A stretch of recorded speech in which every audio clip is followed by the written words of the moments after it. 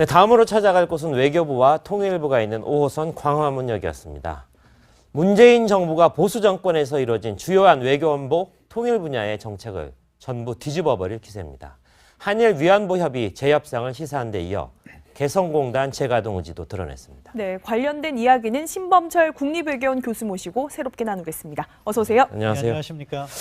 자, 이현종 의원, 네. 이런 적이 있나 싶은데 네. 정말 또 강력한 의지를 가지고 전 보수 정권이 했던 그런 이른바 적폐를 전부 청산하겠다 이런 의지를 드러내고 있는 것 아니겠습니까? 그러니까 정부가 예를 들어서 이제 국내와 관련된 정책, 국내에서 어떤 입현 정책, 뭐 이런 것들은 사실은 어떤 면에서 정권이 바뀌어지면 다시 뭐 되돌아볼 수도 있고 또 뭐 여러 가지 책임을 물을 수가 있는데 국제적으로 이제 외국과의 협정, 이거는 사실은 어떤 면에서 보면 각 나라가 보면 사실 이런 외교 문서 같은 경우는 한 30년 뒤에나 이제 공개하게 돼 있지 않습니까? 그렇죠. 다 그런 이유가 뭐냐면 외교라는 것은 철저히 힘의 관계 속에서 하는 겁니다. 그리고 외교 협정이라는 게 완벽한 게 없죠. 왜냐하면 힘 약한 나라와 힘 강한 나라가 협정을 하는데 무슨 평등한 게 있겠습니까? 주고받는 것도 있는 다 거죠. 주고받는 것이 있고 또 이면적인 합의도 있는 것이 있고 또 우리가 지금 아시겠지만 1965년도 한일협정 같은 경우는 내부적으로 보면 뭔가 이면거래가 다 있었잖아요. 그러면 김종필 오이라 메모가 다 있었고 그에 따라서 사실은 어떤 면에서 보면 외형적으로는 굴욕적인 거라 할 수 있지만 또 내용적으로 보면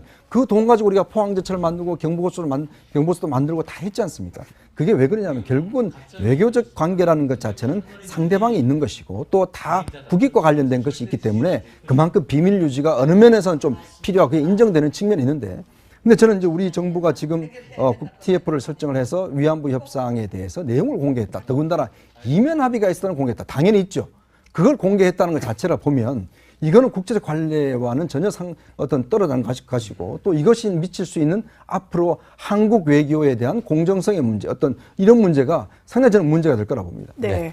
자, 위안부 문제가 또 논쟁이 됐게 또 하나 지금 논란이 됐던 게 이제 개성공단 폐쇄를 둘러싼 이야기인데 이 작년에 이제 초에 폐쇄가 됐잖아요. 어떤 점들이 새로 뭐 공개가 됐거나 문제가 됐다는 겁니까? 절차적 과정에서 충분한 수기를 거치지 않고 대통령의 일방적 지시로 이렇게 결정이 됐다는 문제점을 제기했는데요. 근데 그 부분은 저는 위안부 문제와 이 개성공단 문제는 분리해서 보고 싶습니다. 위안부 문제 같은 것은 말씀하신 대로 그 국제적인 관례라든가 그런 측면에서 우리가 주의해야 될 필요는 있지만 그 내용 자체에 대해서 많은 국민들께서 불만족스러웠던 부분도 있고 또 정부 발표대로 위안부 할머니들에 대한 의견 조사 같은 것도 부족한 부분도 있고요. 따라서 찬반 양론이 있는데 이런 부분은 이제 나름대로 우리가 그 해법을 구함에 있어서 어떻게 할 것인가에 따라서 충분히 해결될 가능한 문제라고 생각합니다. 왜냐하면 일본도 고노다마라는 것을 갖다가 이렇게 아베 정부가 들어오면서 그걸 일방적으로 검증을 했는데 해법은 결국에는 뭐 준수 틀에서 이렇게 했기 때문에 우리도 그 점을 참조하면 된다고 생각하는데 개성공단 문제는 지금 북한의 핵도발에 따른 국제 제재가 함께 가는 부분입니다. 네. 이것은 잘못하면 한국 정부가 북한에 대한 제재를 한 것을 갖다가 잘못했다고 판단하는 것이냐 하는 오해가 살 수 있는 부분이 있기 때문에 이 문제는 조금 더 신중했으면 하는 바람이었습니다. 네. 네, 김동욱 변호사. 이게 적폐청산 TF를 각 부처에 설치를 해서 그 적폐청산 TF의 입을 통해서 어떻게 보면 민간의 입을 통해서 과거 정부의 문제점을 이렇게 지적하는 거잖아요. 상당히 이례적인 모습 아니겠습니까? 네, 이례적인 모습인데 아마 정부에서도 여러 가지 고민을 했었던 것으로 보입니다. 행정부라든가 각 부처에서 했던 일을 그 부처에서 조사를 해서 이것에 대한 책임을 묻겠다라고 하는 것은 그 모양으로도 맞지가 않고 그 조사에 있어서도 객관성이 당보되지가 않을 수가 있기 때문에 아마도 각 부처에서는 외부의 전문위원들에게 전문성을 가진 전문위원들을 위촉을 해가지고 자료나 이런 것들에 대해서는 협조를 하지만 적어도 사실관계에 대한 판단과 그리고 향후 어떤 정책적인 제언에 대해서는 이 위원회에서 충분한 수기 과정과 토론을 통해서 결정하도록 한 것으로 보이고요. 각 부처의 지금 뭐 전문위원으로 위촉된 사람들을 보게 되면 아마 이제 신범철 교수님께서도 굉장히 잘하시는 분들이 많이 들어갔을 것으로 보이는데 해당 분야에서 전문성을 가진 분들이 있기 때문에 충분한 판단을 거쳤을 것으로 보입니다. 그리고 이제 이번에 뭐 외교문서 공개와 관련된 뭐 위안부 합의와 관련된 부분 같은 경우에는 앞서 이제 이현정 논설위원님께서 말씀해 주신 대로 네. 외교적인 여러 가지 파장이 있기 때문에 정책 재현이라든가 가치 판단과 관련해서는 이 TF에서 판단을 하지 않는 것으로 보이고요. 다만 이제 여기에 대해서 찬반 논란이 있지만 이미 이 외교문서 1차부터 14차까지 관련된 외교문서를 공개하라는 사법부의 판단이 있었습니다.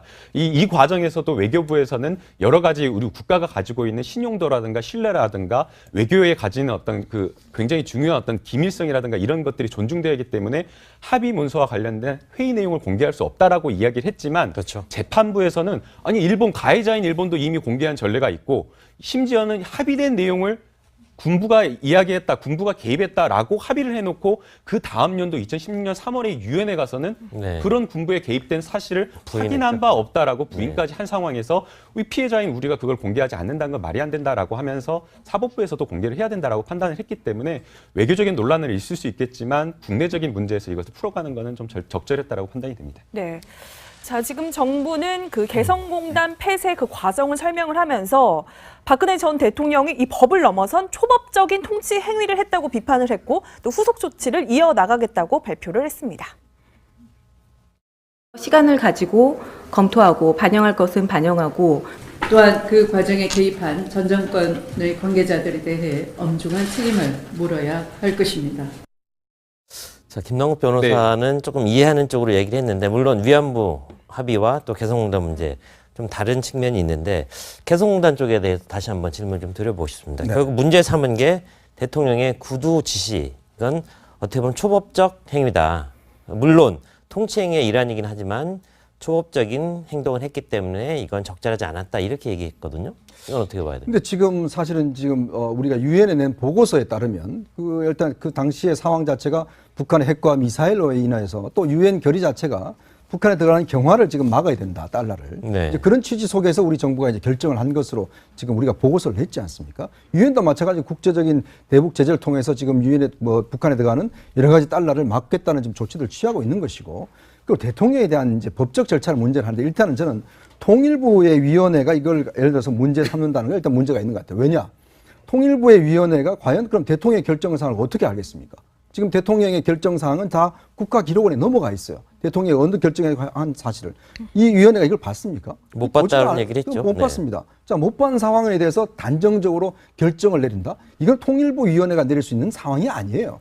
예를 들어서 한다라면 이거는 청와대와 범정부 차원에서 만약에 한다라면 모르겠습니다만은 통일부 위원회 자체가 이걸 했다는 건 일단 저는 월권이라 생각이 들고 또 하나는 문제는 대통령의 결정 사항의 법적 절차 문제를 이야기하는데 예를 들어 그렇게 이야기를 한다면 남북 정상회담 뭐 예를 들어 모든 것 대통령의 결정사항 지금 최근에 예를 들어 우리가 원전 관련해서 신고리 5, 6호기 관련된 이 문제라든지 그것도 마찬가지로 문제 삼을 수가 있는 것이고 즉 대통령은 국민들의 투표를 통해서 뭔가 국민 대신해서 결정할 수 있는 통치적 권한을 위임받은 거죠.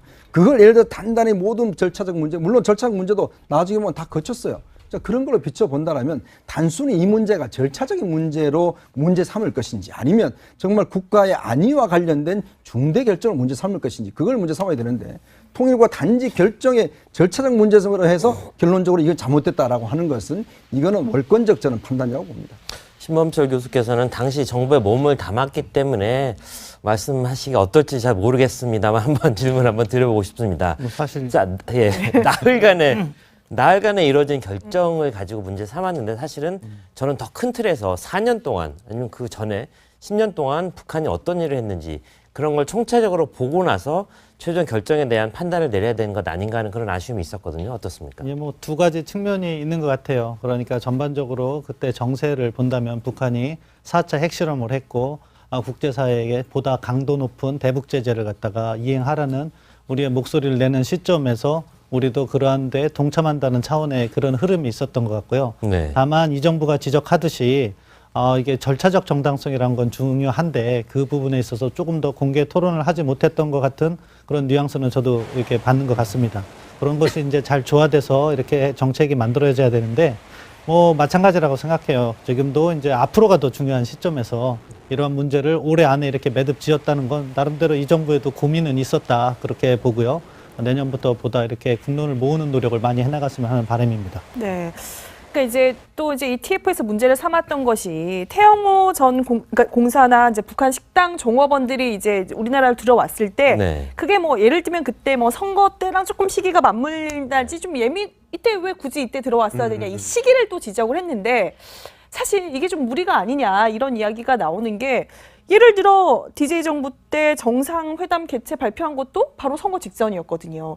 이런 것까지 지적을 했어야 됐나 이런 이야기가 나오는데 어떻게 보세요? 예, TF에서 확인한 내용을 보게 되면 이런 내용 자체, 그러니까 뭐 탈북민이라든가 고위급 인사가 탈북을 했을 경우에는 이런 것들을 비공개로 하고 공개를 하지 않는 게 관례인데 굉장히 민감한 어떤 선거와 관련된 시점에서 이것을 공개했다라고 하면서 선거에 뭔가 영향을 주려고 했던 의혹이 있다라고 이렇게 거기까지만 이야기를 했었는데요. 사실 어떻게 보면 여러 가지 이제 TF에서 활동을 하면서 4가지 사안에 대해서 발표를 했지만 불확실한 사실, 확인되지 않은 사실이라든가 아니면 근거가 없는 사실에 대해서 추측이라든가 추정이 된다라고 이렇게 하는 것은 전체적인 TF 활동에서 발표를 한 보고서의 어떤 신빙성이나 신뢰성을 떨어뜨리는 일이기 때문에 서로 이러한 것들을 정치권에서 문제 제기를 할 수는 있겠지만 TF가 지금 주요하게 했던 일 자체가 사실 확인 아니었겠습니까? 그렇다라고 한다면 확인되지 않는 이런 내용들은 아예 TF 차원에서 빼자라고 하는 것들이 좋았을 텐데 그러지 않았다라는 점에서 조금 안타깝다라는 생각이 듭니다.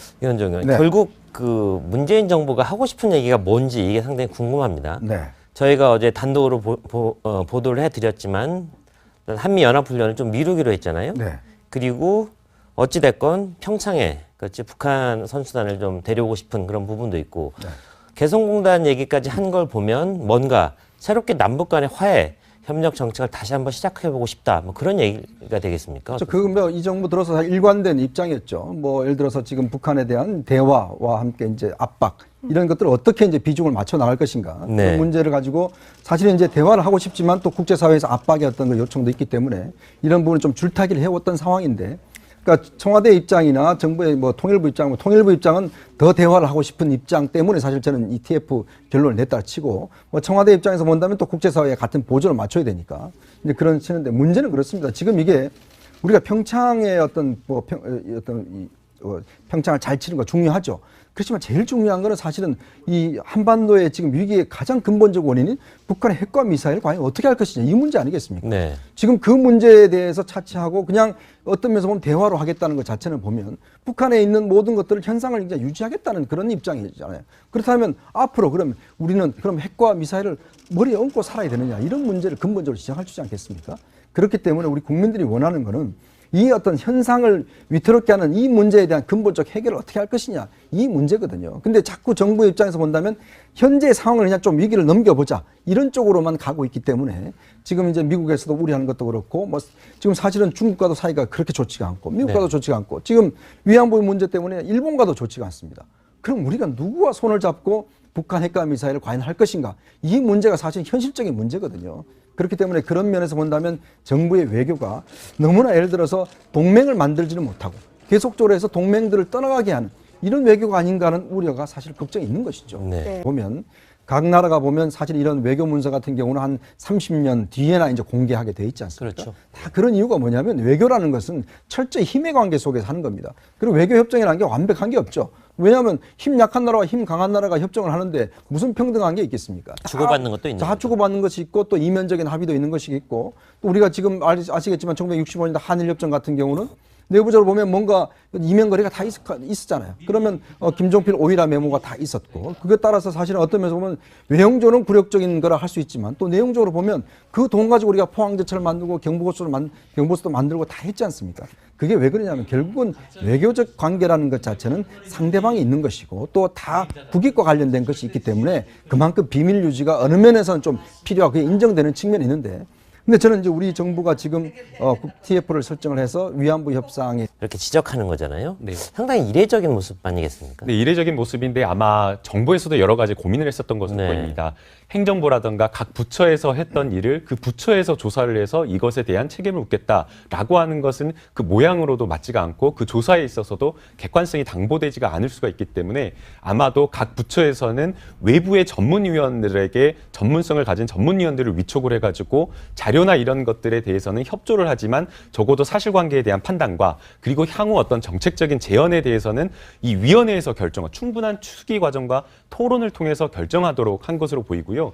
각 부처의 지금 뭐 전문위원으로 위촉된 사람들을 보게 되면 아마 이제 신범철 교수님께서도 굉장히 잘하시는 분들이 많이 들어갔을 것으로 보이는데 해당 분야에서 전문성을 가진 분들이 있기 때문에 충분한 판단을 거쳤을 것으로 보입니다. 그리고 이제 이번에 뭐 외교문서 공개와 관련된 뭐 위안부 대해서 내용을 공개했다. 더군다나 이면 합의가 있었다는 공개했다. 당연히 있죠.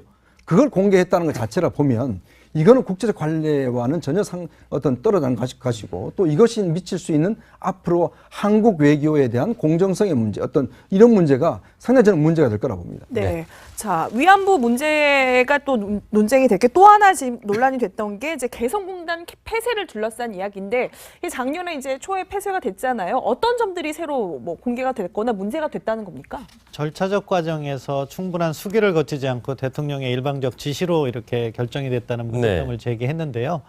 근데 그 부분은 저는 위안부 문제와 이 개성공단 문제는 분리해서 보고 싶습니다. 위안부 문제 같은 것은 말씀하신 대로 그 국제적인 관례라든가 그런 측면에서 우리가 주의해야 될 필요는 있지만 그 내용 자체에 대해서 많은 국민들께서 불만족스러웠던 부분도 있고.